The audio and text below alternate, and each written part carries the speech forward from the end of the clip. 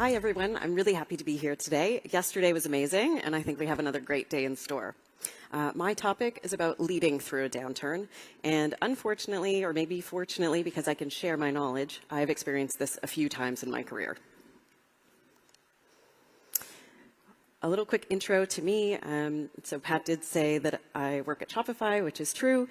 What he did also say is that hockey is the national sport. That's actually not true. It's lacrosse, but that's okay. We forgive you. So Shopify, what do? We actually help create more entrepreneurship in the world. And a couple weeks ago was Black Friday, Cyber Monday. That's like our Super Bowl, our biggest event. And Shopify helped 61 million customers buy $9.1 billion worth of goods in a 4-day span for our merchants. So pretty cool, pretty amazing. We do like to say that if you've bought something and it wasn't from Amazon and you had a great experience, then it was probably a Shopify store. So my personal experience with downturns started a really long time ago. I first experienced it at my first job.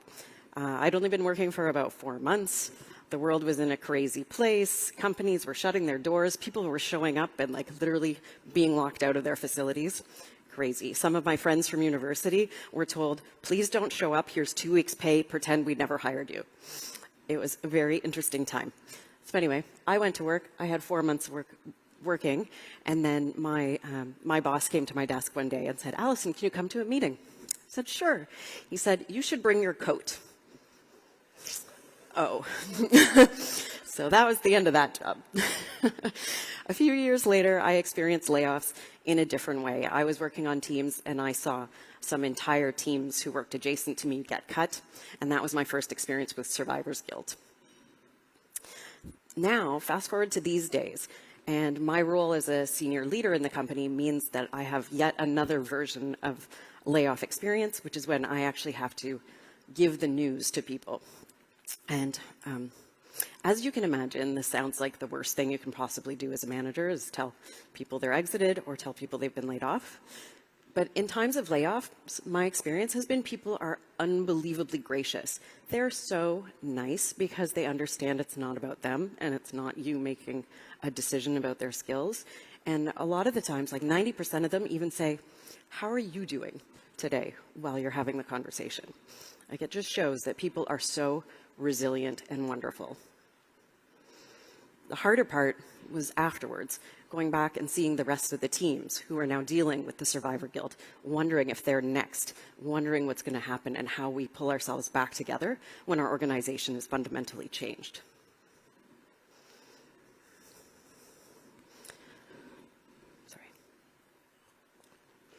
So I feel that currently now as a leader at Shopify, I'm in a great position to actually react and affect some change. And so it's based on that I'm going to share this talk with you today.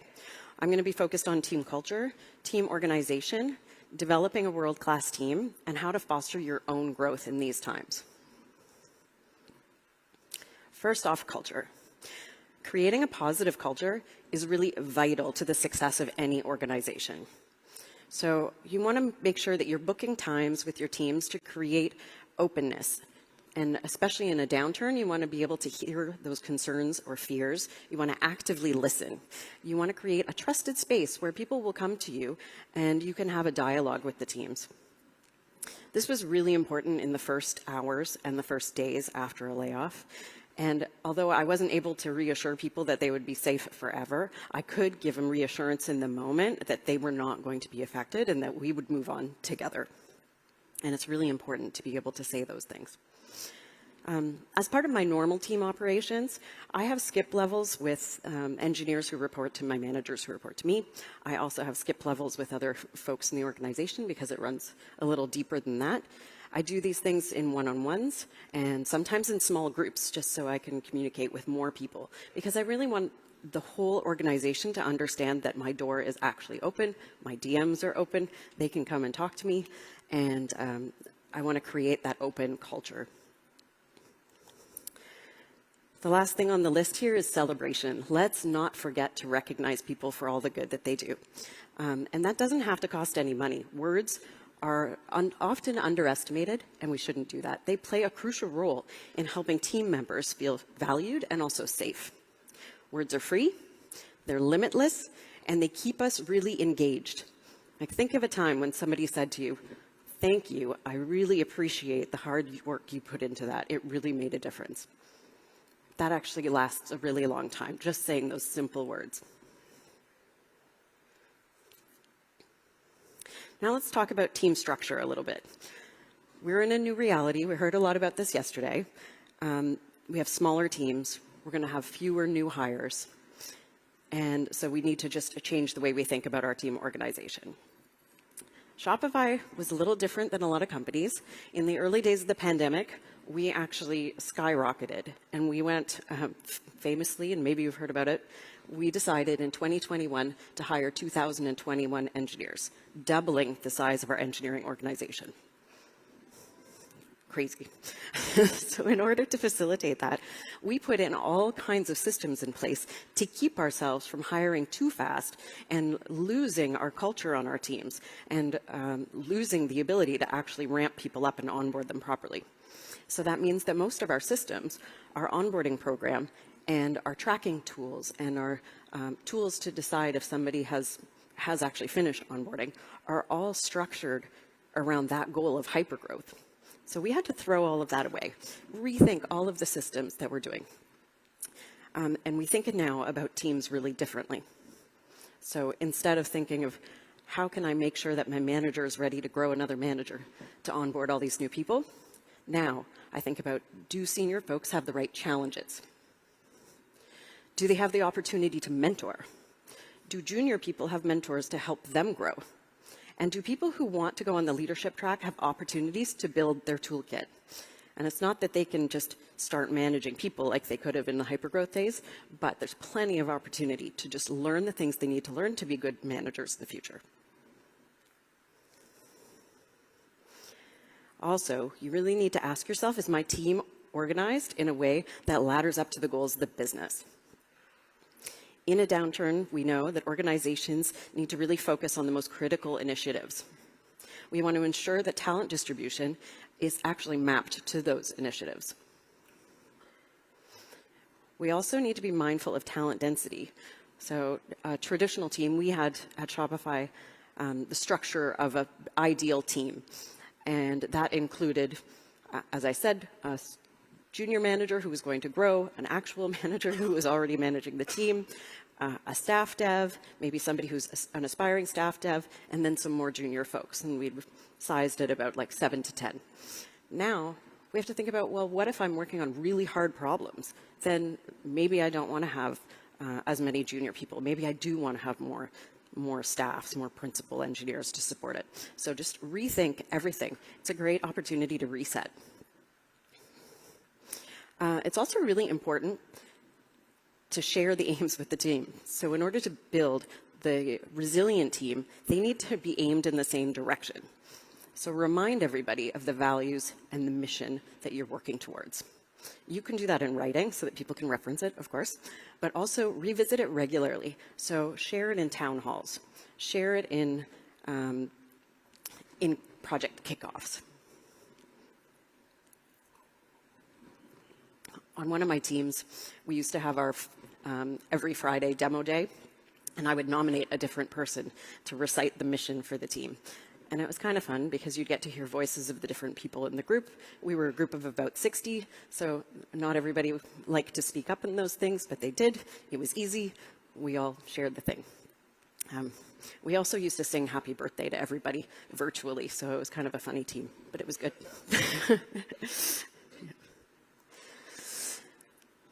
At Shopify, we rely a lot on top-down aiming. And what I mean by that is like sharing that vision, sharing the aim, and not just the pie in the sky long-term vision for the company, but the annual, like, what do we want to focus on this year vision. It helps us cut through ambiguity, and it helps the teams be able to focus on how do I solve these problems instead of how do I pick from this multitude of things that we could work on. It works best when we have less layers, though, and because we don't want to be playing that Gartic phone game like we saw yesterday, right? Where the message gets changed as you go down the chain. So consider larger wingspans for leads. This is something we're definitely seeing in industry where our managers, so yourselves, might have more people on reporting to you these days. It actually does help streamline comms and operations, and it provides people with a broader span of control, which is good for developing growth, but it also makes it so that if you need to move people around on different projects, you have the ability to do that. You're more empowered to do so, which is good. It also allows you to find probably better opportunities for people on your team if you've got a more diverse scope. Always on performance management. I want to make sure that we continue on the theme of high impact teams. So we need to talk about performance management. You should be doing this all of the time. But in times of a downturn, when people are feeling on edge and we're worried about the mental safety of our teams, we tend to not do this. Please resist the urge to not do performance management. It is so important all times. The fear of losing a replacement person or of dealing with even less when you're already stretched thin is a real fear. But I would love to do a show of hands. Who has ever witnessed a peer of theirs not pulling their weight and you felt it because you had to work harder? Yeah, pretty much everybody. This is why this is so important. Please don't skip this step. And no one has ever said, boy, I should have not given that critically important feedback to somebody and waited another day or week. So do the hard thing, give the feedback. If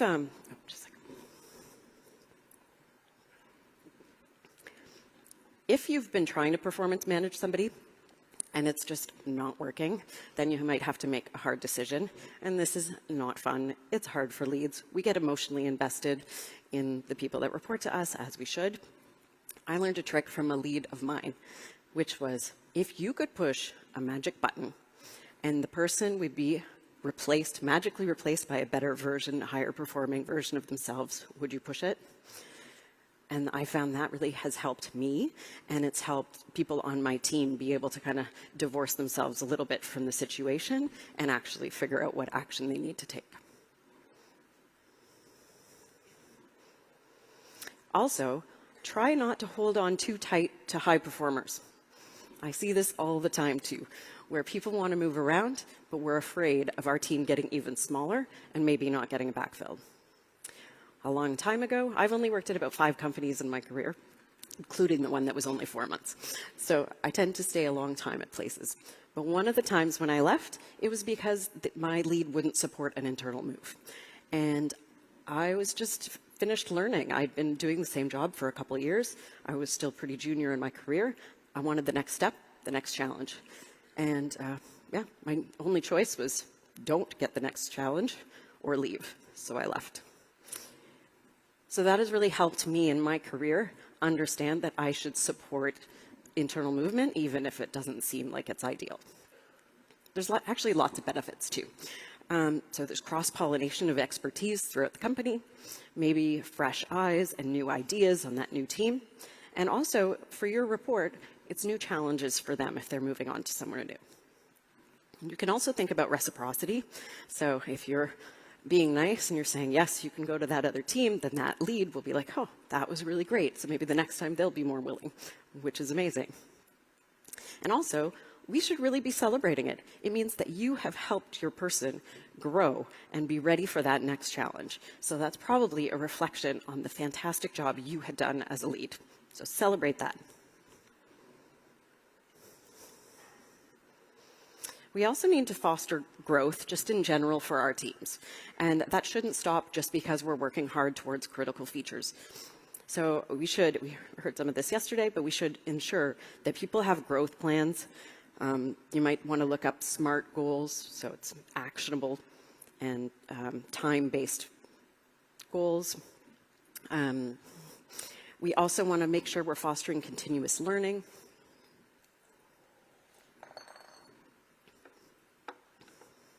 So maybe that's attending a conference like this or watching it remotely. If the company doesn't have the funds at this time to actually support people attending a conference, then you can do different activities. So provide the time and permission for them to even go on their own. That's actually a form of recognition, right? Attending a conference or being told, hey, you're doing so well, I really want to support your growth. Could you please carve out some time in your calendar to focus on things that are important to you? Also, you can provide self-learning tools, maybe start a book club if there isn't one, encourage them to share the learnings back if they have gone to a talk or watched a talk or read a book, and that actually helps grow people to give talks like this, and write posts, share those new skills, develop new skills, and they can also learn new parts of the business. You also want to focus on mentorship. This can be one-on-one, which we see very often, or one-to-many. It can be formal programs, or it can just be a buddy system that you put in place that's completely informal within the teams.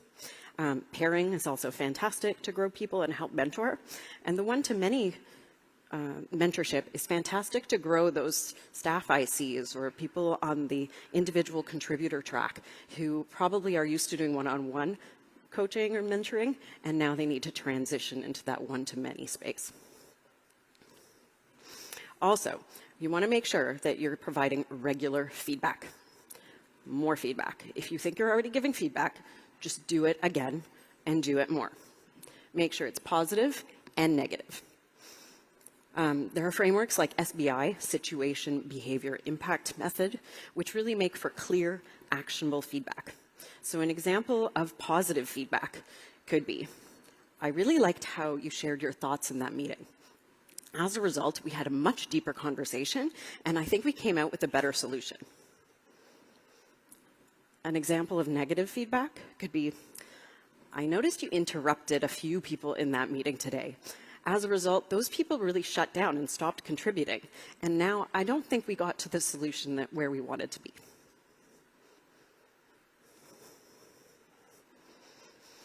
Just like we can't stop performance managing, we also shouldn't shy away from providing hard aims and goals to our teams.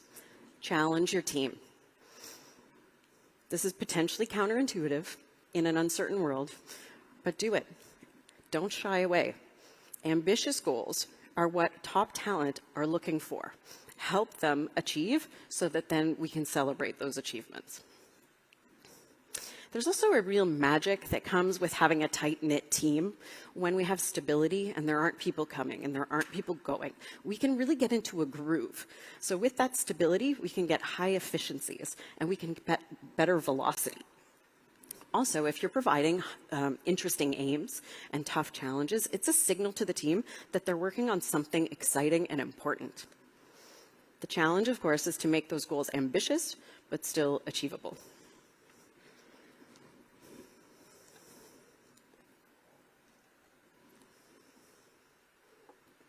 In engineering, our challenges don't actually have to be feature or timeline focused. It's a great time to seek out operational efficiencies. So you can repurpose maybe those many interviewing hours, if you're like me and my teams, that we used to spend, that we now have just available to us, and instead look for money-saving opportunities. Can you right-size your instances? Can you rationalize your databases? Maybe you have some third-party tools that you should review how you're using. Can you reduce toil, so the work that's just kind of a grind and not fun, by using maybe some AI and some automations like we heard about yesterday? At Shopify, we use Copilot and ChatGPT integrations quite a bit. I used Duet AI to make these beautiful slides for you today. At Shopify also, we encourage not spending time on things like beautifying slides, but rather on getting the message across and instead debating the ideas. So we actually had a make your slides ugly goal for a while. But now we can have both. So ask your team if there are new tools that would help make your operations better, so less painful. As I said about that magic of your stable team, you can 10x through retrospection. So you want to make sure that you're applying the learnings that you're gaining as you progress through the work. And everyone gets to know each other better, and that means they work better together. They can rely on each other better. Their estimates will be better. Their camaraderie will be better. And there's an opportunity to then learn from past experiences. So you should make sure that your teams are asking themselves, where can we improve? What can we learn from our mistakes? How are we monitoring the quality and the performance of the product? Did we achieve those goals? Why? Were they too ambitious? Probably not. And were our estimates close? Why or why not? And if you regularly ask yourselves those things, then you'll actually see steady improvement. Our teams operate on a 6-week cycle, and we track planning and successes for each cycle. We also do weekly demos. We run reflections at the end of each of those cycles and at the end of each project, which can be variable in size. And every time we do a cycle review, we do an incident review also. And even within our engineering org, though, teams are allowed to work within those parameters and make their own decisions on how to work. So my advice is pick the cadence that's right for you and ensure that these types of questions are discussed in some fashion. Okay, final piece of advice. It's easy to put your own growth to the bottom of the priority list, but your team needs you to be growing and at the top of your game as a lead. Treat your own growth and performance like anything else you plan with your team. Finding opportunities to learn or to have impact is actually not the hard part. That's easy. There's always lots of things to do. It's making sure that you have set out the time to do it that's harder. So curate your calendar. Make sure you put blocks of time in there when people aren't just going to book you with meetings so that you can focus on your own growth or activities that are important to you. Also, are you set up for success? Do you have your own mentorship opportunities? Do you have your own coaching or a peer group, people you can talk to about the problems you're having day to day? Make sure you have that. Think about it. Oops. And then also set your own goals. So we talked about feedback for our reports before. Make sure you're soliciting feedback for you. And if you really don't know where to start, I will say that in my experience, every single performance impact conversation I have focuses on some form of growth area that relates to communication or delegation or working through others. This is true for ICs and for managers. Everybody can work on communication until the day they die and improve. So if you really don't know what else to focus on, these are safe bets that you can really improve yourself. And if you do these things, your team will see you holding a constantly increasing bar for yourself of self-improvement, and that will just become part of team culture, which is great. So it's not easy to be leaders. It's even harder in a downturn.